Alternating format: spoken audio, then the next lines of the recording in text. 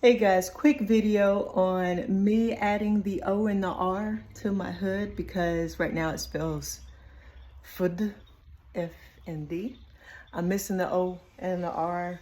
Instead of buying those individually, I went on to eBay and bought all four as stick-ons. So I'm going to remove the F and the D, store those somewhere just in case somebody else needs them, and I'm gonna stick these bad boys on. All right, I peel the back off.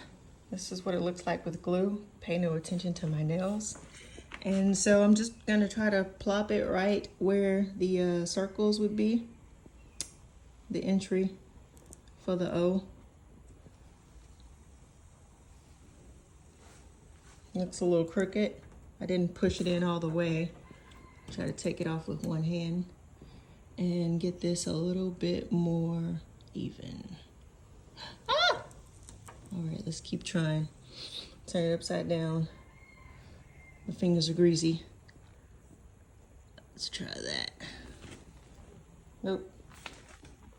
Nope, nope, I don't like it. Well, I don't know, because it kind of curves this way and then up that way. Let me do the R and see.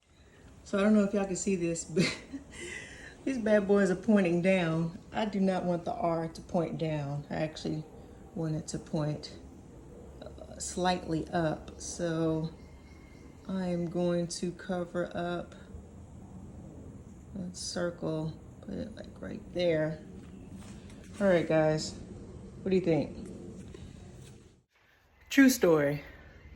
The O and the R went on really easy. As you can see, they're shiny.